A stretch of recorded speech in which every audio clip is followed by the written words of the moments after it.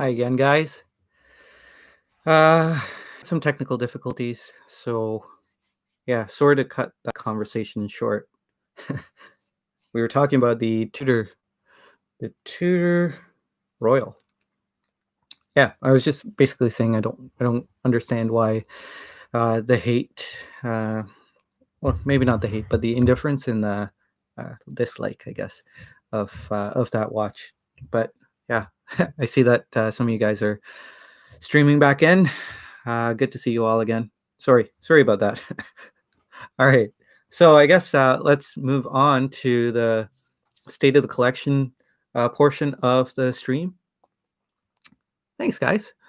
Thoughts on Tag Heuer brand in general and the Aquaracer in particular? Interesting question. I think Tag Heuer is a respectable brand, but they're really, well, in the past at least. I think they're trying to repair the brand again, but it seemed like for a while there they were just destroying the brand, not giving you a whole lot for your money, um, and yeah, there was a bit of controversy with that Seiko movement, chronograph movement, but yes, Tag's heritage is really good. Really, at least Hoyer's heritage is amazing, and the Monaco is a really cool watch. But yeah, other than the fact that I heard about the Seiko movement being called their in-house movement, uh, kind of hard to recover from that. Even Bremont kind of did that, didn't they? They did a similar thing and kind of paying the price. I guess honesty is key when it comes to those things, when it comes to movements and things like that. But hey, in 10 years it might be all forgotten. Um, I wouldn't hold my breath. Can't hold my breath for 10 years anyway. But anyway, okay, let's I guess save the best for last when it comes to the state of the collection. I have a G-Shock DW 5600. Oh, GWB 5600. It is right over there, out of reach. I can't show it to you guys unless if you want me to run it over there real quick. But it is the Adrenaline Red. I have my lone G-Shock, and that is I guess the least worn watch. This is the next least worn watch. I wore it today. This was my wrist check as well. The Seiko Presage Fuyugeshiki. This is the SRP 83. I can't remember the reference number on this guy. It's the SRP 83 something or other. I can look it up actually. One moment, please. SRP 843. There you go. SRP 843. So really cool. 34 millimeter. It's considered a ladies' watch, but I can wear it. I have a smaller wrist, so and it's my wife's watch, but I do wear it occasionally. Next up, I guess the one I haven't worn yet. It's still in the box, and we were talking about the OP36 forest green dial. This is the Sharp Edge Seiko Sharp Edge with the forest green dial. It has that really cool um, texture on the dial. It's called a Asanoha pattern or a hemp leaf pattern. Very cool, and I really need to size this and wear it, but I'm also trying to restrain myself. Been getting too many watches in and out, so that's never been worn. So next up, I will show you my Willard X. This is the blue Willard X. Um, Limited edition, like every other Seiko, unfortunately. But really nice color. It's kind of like the Grand Seiko blue, which really surprised me to see that. Really nice gold seconds hand. I really like this colorway, so I picked it up. Comes with a really cool silicone strap as well, so that is a huge plus. Um, Next up is the Tudor Royal 38 millimeter. I only recently found out that Tudor moved away from ETA or ETA to Sellita. That was a huge shocker. I know when I was researching this watch, I took a screenshot of the specs page, and it didn't say what it says now. Right now, it says the T601 movement, T603 movement. But back then, when I took the screenshot while I was doing some research, it didn't say that. Um, so that's the Tudor on my wrist. It just said mechanical self-winding movement. And previously, I know with my Tudor, it said 2824-2. So really crazy stuff that Tudor moved away from ETA. I don't think it's significant. Um, Again, really shady. Really, under the covers, behind closed doors, kind of, not transparent. Um, I don't know how I feel about that, but I guess that's the Rolex way, right? Everything's behind closed doors. Okay, so moving on, I basically come to my collection theme, the trilogy that I got. Um, Quick backstory is I am a huge fan of Grand Seiko. I wanted to own from very early on, I wanted to own a spring drive, a high beat, and a 9F quartz. And recently I got two of those turned out to be white dials, and I thought, you know what? Let's make it a white dial trilogy. So starting with the one I most recently got was the SBGX 259. This is the 9F62 37 millimeter watch. This is the one that Ed has, I think, we just spoke about earlier. And then the SBGJ 201, we spoke about this one too in the previous stream before it died. So this is the 40 millimeter, really thick, 15 almost millimeters thick. Lug to lug is 48, I believe. It's kind of all off the top of my head, so I'm sorry if I'm a bit inaccurate there. I have this right now on a sailcloth effect strap from Watch Gecko. It's really nice. That's the 9S movement. And last but not least, the cream of the crop in my collection. This is the SBGY 003. This has the 9R31 movement, 38 millimeter diameter watch. Extremely thin. There's a bit of dog fur there. Extremely thin at 11 millimeters, hand wound. Beautiful spring drive movement. I got it on this Forstner Beads of Rice. Has this stamped clasp, but it all adds to the vintage feel of this watch. It has like this cushion case shape, and I really enjoy this vintage style bracelet. It wears like a dream too. It's not running. Yeah, so that's it. A lot of you guys think I have a huge collection, but I actually just kind of move through them. I'm a bit of a flipper, kind of settling down now, but I am a bit of a flipper. Not for profit, although it's worked out in my favor a lot of the times, but definitely not intent. I don't intend for it to make me money or anything like that.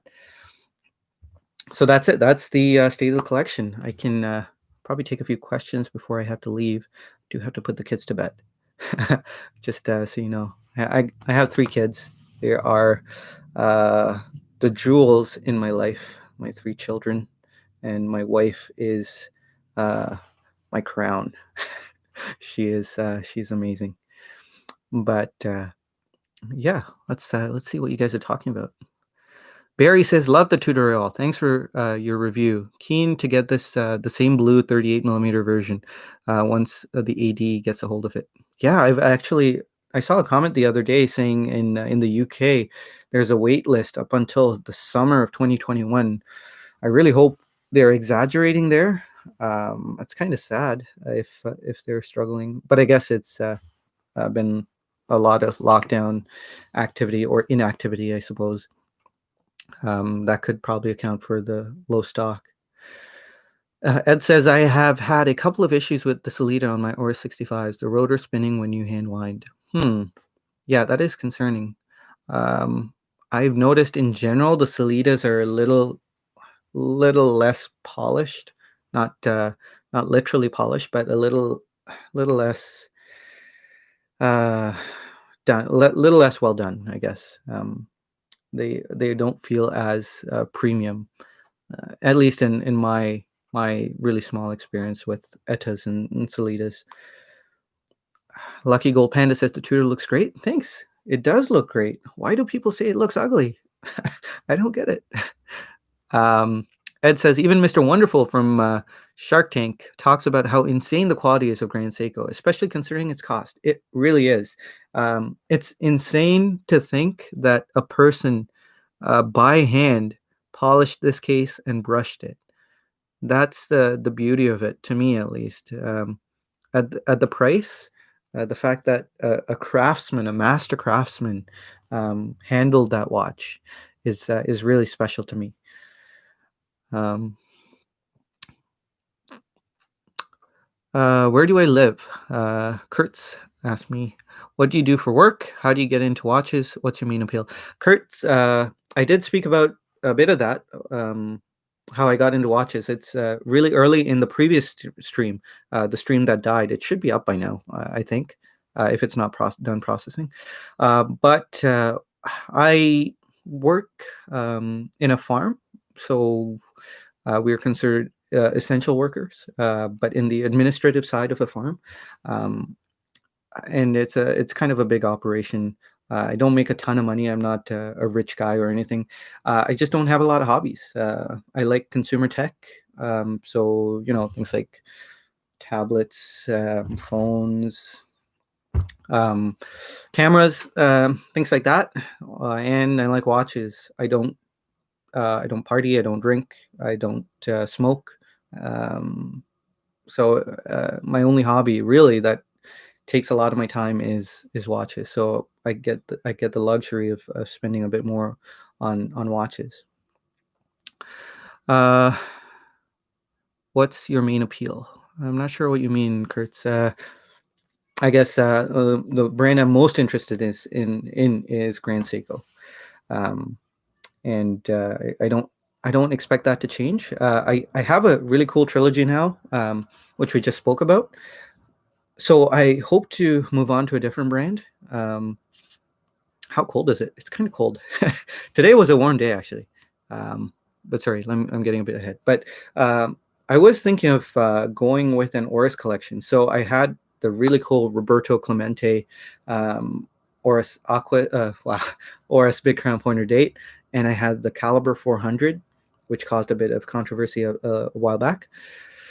And I was gonna get a Diver 65, and I had the Pillars of Oris, and that was gonna stick in my collection.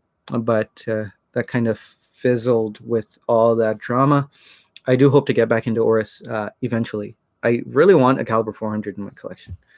So maybe next year, hopefully they'll sort out some stuff. Um, I don't know. It's so messy. So much drama. I just want it to end.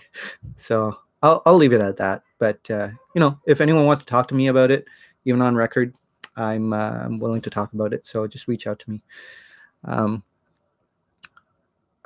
Watch Medicine just got my Grand Seiko SPGA 413 spring seasons. Oh, beautiful, beautiful dial. Yes, and I don't know if you heard about the new GS9 club. You should be able to join that. Yeah, assuming you got it from a dealer. But the SPGA 413 is beautiful. I really like the summer. So the forest green summer dial, and I think the winter is the blue one. No. The winter is the white one or the gray one. The autumn, fall. I really like fall. The, they I don't know if you guys know, but they have a really fine texture on those dials in the Four Seasons, and they're just so beautiful. But USA special editions, never gonna get it in Canada. Kind of have to drive down there. The borders are closed. I've never seen one in person. It's kind of sad, but yeah.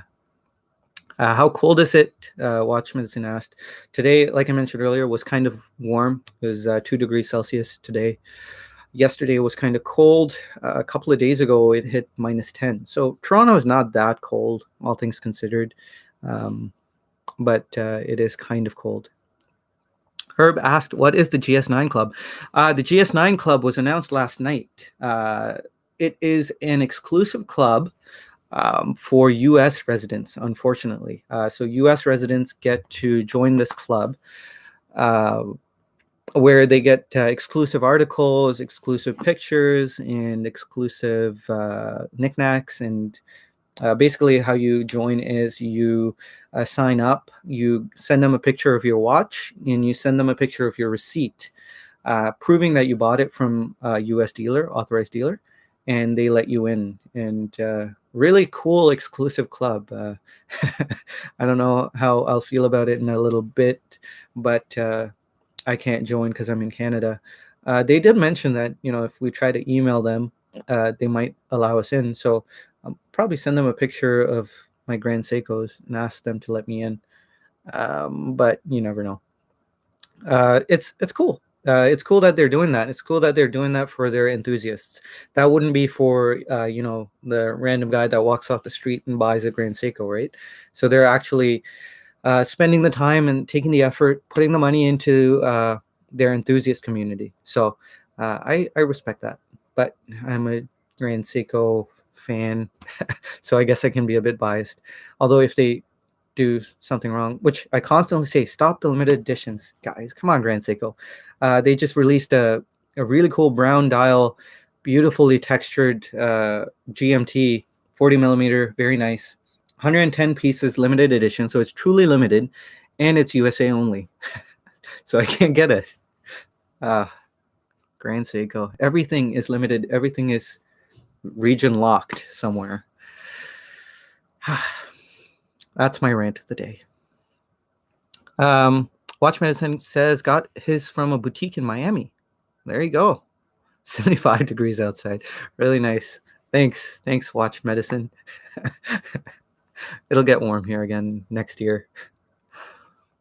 Kurtz asked me, do you buy your watches from an AD or you aim for the best price from a site like Chrono24?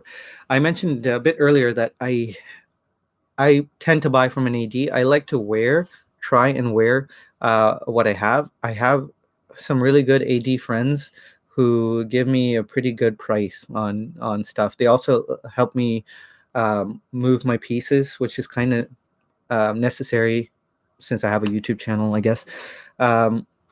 So they let me move my pieces. I don't lose a lot of money. Sometimes I gain a bit of money, and it's really nice that I have that luxury. But yes, I do tend to stick to ADs. I don't go to Chrono24. I really don't like dealing with online stuff. That I know that really stunts me. There's a lot of good deals out there online, and I miss out on watches that I could get. For example, the Four Seasons.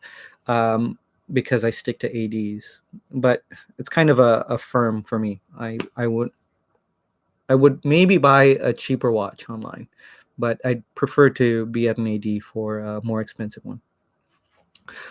Herb asked, what made you start YouTubing? Really appreciate you did, by the way. You are the best channel for GS and Oris. Thanks, Herb. That's really nice of you to say. I don't think I'm the best, but I used to be a tech YouTuber way back in the day, so 10 years ago, and I was kind of gaining some traction. Not a lot. Back in the day, it was kind of wishy-washy. I guess YouTube was a bit more wishy-washy. Kind of still is. And when I moved on from tech, I kind of told myself to stop with all this tech stuff. It was a bit too self-indulgent. Haha. The irony is not lost on me. So when I moved on and I did get into watches, the first thing I thought about when I got a really cool piece, the SJE073, was, hey, I should make a video on this. There doesn't seem to be a lot of people who have done any videos. I really wanted to see people review this when I purchased it, but hey, maybe I can help someone out by reviewing it. So that's what I did, and kind of got bitten by the bug of making videos again. So that's how I got back into YouTube. Fabio. Hi, Fabio. Hi, engineer. Have you considered buying brands like Breguet, Baume and Mercier? I have considered Baume and Mercier. I have not considered Breguet yet. Um, it is a bit. I guess I'm not. I feel like I'm not experienced enough to go into Breguet, but I would like to eventually. So I don't really know too much on Breguet, but very interesting brand, very beautiful watches. Some of their dials are amazing.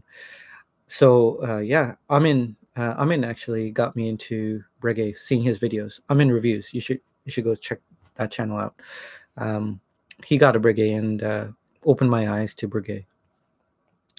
Barry says temperature dropped in Singapore, 26 degrees. Oh, come on, man. 26 degrees is nice. uh, Watch Medicine says only issue I have with my spring season collection, seasons collection, is they stamped the line on the case back. That is true. They did do that. Can't see the spring drive clearly. Yeah, that's a bit of a bummer. But what can you do, right? They do that on all their special edition watches. I'm glad they didn't do that on this guy. That would have been a crime.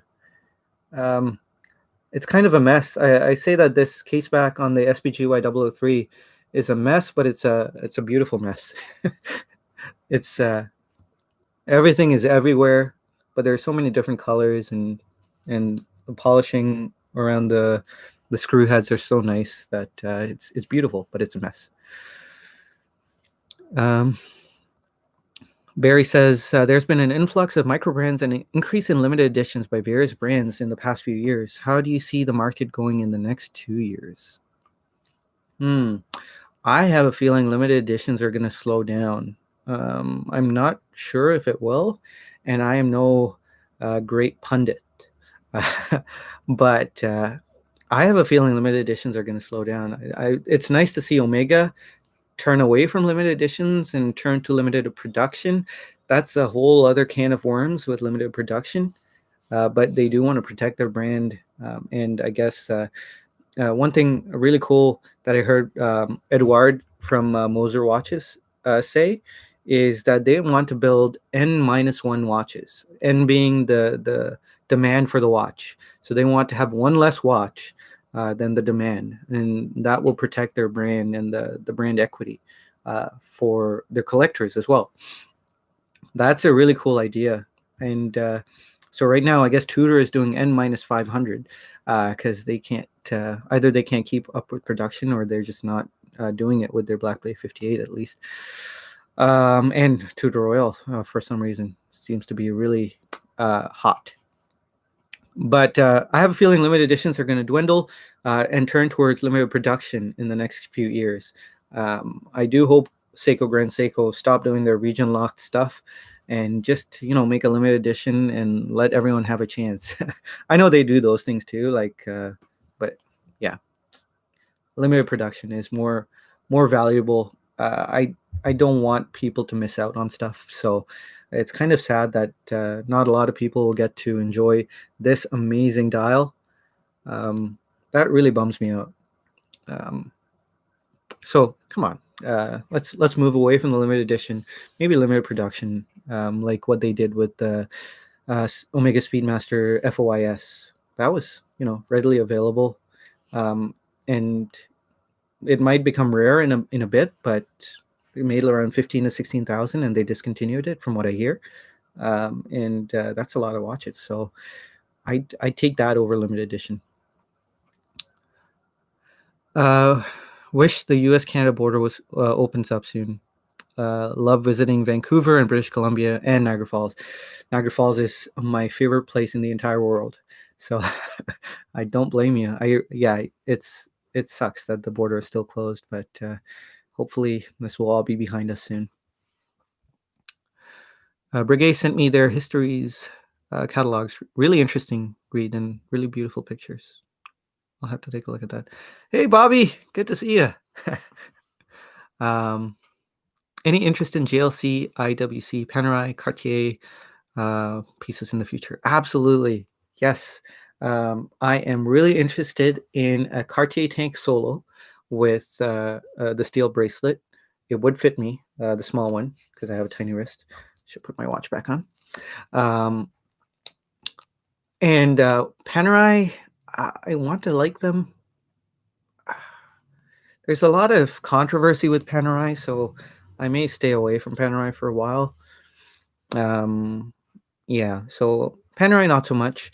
JLC, yes, absolutely. I really like their master collection. The ultra thin 34 millimeter was suggested not too long ago. I think Jonathan did.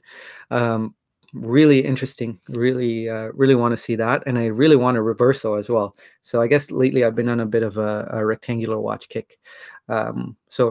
Really interested in getting a reverso. Really interested in getting Cartier Tank Solo, and IWC. I don't know too much on IWC. I'll have to look uh, research, I guess. IWC is kind of always scared me away with their 50 millimeter watches that you see on in magazines and stuff. I remember as a kid seeing these ginormous watches, and then I see on the next page of the magazine the Omegas. Those were so much cooler than the IWCs.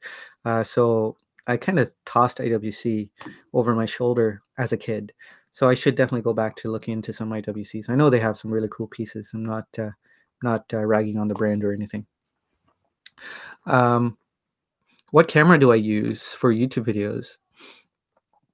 I use 30 FPS. What frame rate do you use as well? I use 30 FPS mainly for expediency. I have a full-time job and I have 3 kids. Oof, I should go soon so that I can put them to bed. But I use the iPhone 12 Pro Max, and I also have the Samsung Galaxy S20 Ultra. I find the S20 Ultra takes really good pictures, and the 12 Pro Max takes incredible video. So I was gonna look into getting a camera, a Sony A5600, or something along those lines. But again, I for what I do right now, since I don't have a lot of time, an iPhone is click and go. It's really easy, so that's what I use. It turns out okay, I guess, right? I would say so. I'm not on the level of Watchfinder or watch collecting strategy. AB, shout out to you. Um, but I don't want to be on that level either. It's a lot of pressure there. I just like talking about watches. I'm a simple guy, just a nobody. I keep telling everyone I'm a nobody. Don't hold my opinion up to, like this really high level. Uh, just a random guy. um, hey, Clo27. Never know how to pronounce that. CLO27. Good to see you. Uh, Finally talking to you live, so to speak. Yes, I know, Kurtz. IWC does have a lot of 40 millimeter watches. It's just when I was growing up, IWC was advertising the 50 millimeter watches. So I guess when I was growing up, I kind of didn't want to really think about IWC. Bobby says he uses the iPhone. It works just fine. It sure does. It's pretty good. It's really good actually, especially with the Pro Max, the 12 Pro Max. There was quite a jump. I hear there was quite a jump in quality. I'm not an expert on that though. Kurt says video quality of the reviews is perfectly fine. Just stick to the iPhone. Thanks, Kurtz. Yes, I will for now. That leads to an interesting point or question. I don't know if I'd ever make this my full-time job. The stuff that happened with Oris really shook me. I know that's a slang with the kids, slang word with the kids these days, right? I've heard people say I was shook nasty. I wasn't shook nasty. By shook me is I mean I was kind of shaken. Like. Uh, it changed my outlook. I was kind of working towards making this a semi well, kind of like an income of some sorts, but not what I intend to do anymore. It The stuff that happened with Oris kind of led me to think about impartiality. How can I be impartial if I am working for someone who is in the watch space, and I have to be concerned about their reputation while wanting to be honest. Um, I do not compromise when it comes to honesty. I used to be when I was my old life. I used to be a liar, and I hate that part of me. And I will not lie. So and, people who know me know this. I will not, absolutely, not a chance. Like, it could cost me my job or anything, I just will not lie. Um, and it's got me into a lot of trouble. So, yeah, I don't see myself being able to make it a job. I don't think I can keep my integrity. I will anger a lot of people if I did, because I can't, I will not lie. Um, and people will want me to lie about this, that, or the other, and I won't, and I'll make people angry. So if I just stay out of it and just buy the watch I want to review, sell it on later, it might not make me a big YouTuber, but you know, it'll be fun, and I'll be able to stay impartial. At least that's my thought process right now. I just thought I'd lay it on you guys. um, yeah, really picked up that green Seiko nicely. Yes, it did. The iPhone really picked up the green on that Seiko really nicely. Um, if you went to the Jambiju YouTube channel, I did a video exclusively on the iPhone, and it does a really nice macro video if you have good lighting. So yeah, the iPhone is really really good for video. If you want to start a YouTube channel, you kind of have to have the iPhone. You can make the Galaxy. I started with the Samsung Galaxy Note Ultra. You can make it work, but just to to have the best video possible, you just got to go iPhone. Yeah, Kevin, you're right. You can make income with YouTube if you want to be honest. Yeah, yeah, it's true. And you really can't make income with YouTube without having another gig, so to speak, as well. A lot of people have been saying that you kind of have to have your straps, or you have to start selling watches or something. And I really respect the guys who do that. And I'm pretty sure they're still very, very honest. Um, it's just so messy, so much drama, so messy. Um, Kurtz, the just wiggle it answer from Oris is a PR disaster. However, the overshoot a bet and go back method instead of wiggling should be okay for me. Yep, yep. A lot of guys think that I was really upset about the wiggle and the minute hand jump.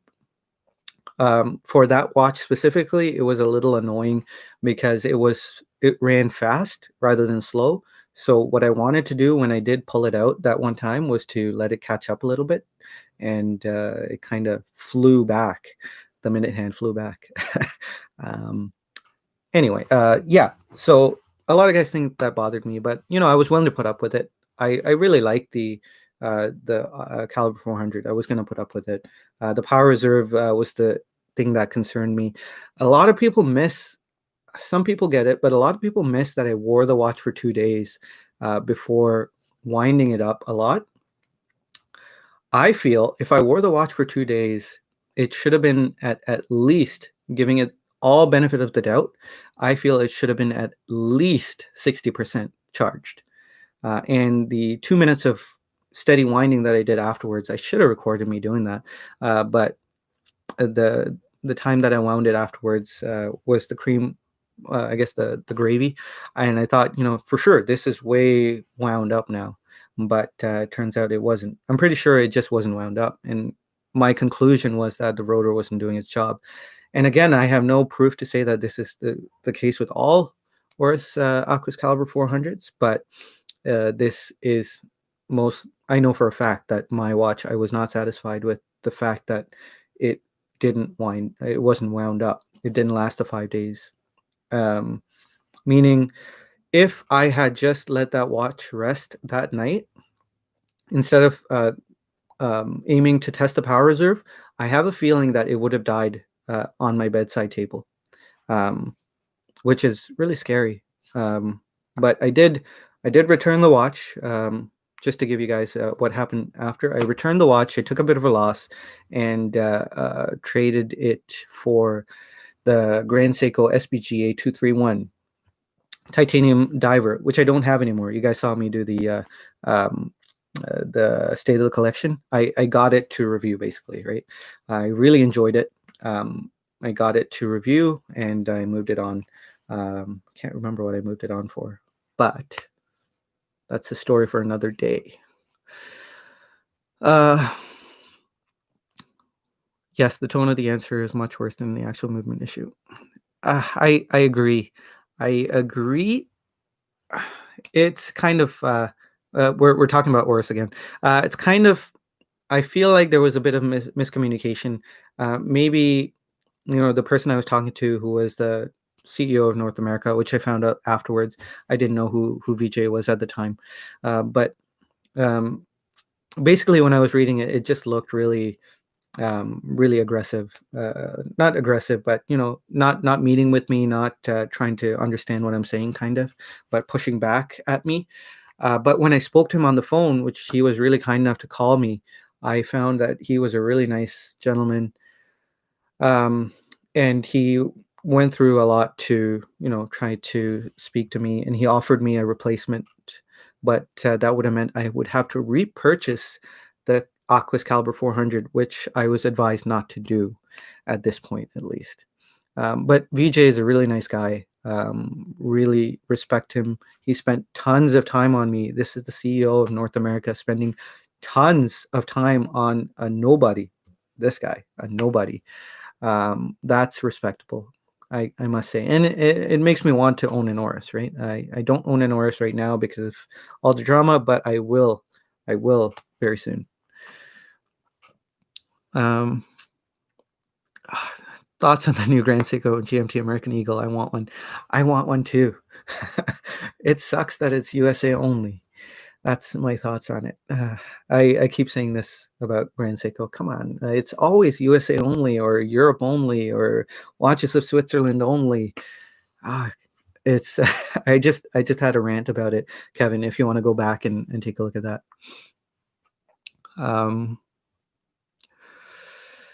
If you want to, Kevin asks, yes. If you want to book it now, I just called my sales lady. Yep, they're talking about the American Eagle. Very, very cool Grand Seiko watch. Beautiful textured dial. Oh, it's to die for. But anyway, guys, I should go. I should go put my kids to bed. It's their bedtime. It's been really nice chatting with you all. It's been really nice talking to you live. I didn't expect this to go well. The reason I came on live, it was a kind of a spur of the moment thing. I was going to go live with another channel, Watch Once Over. You guys should check him out. He's a really cool guy. But plans fell through. And so I thought, hey, I set aside this time. I should go online. Why not? Right? So it was really nice meeting you all, the guys who did get to speak to. I hope you all are well. And I hope your families are well. And I will talk to you guys soon. I do have to edit the SBGJ 201 review. So next up will be this guy. So stay tuned for that. All right, guys. Take care. Stay safe. Stay safe out there. And I will see you in the next video. Bye.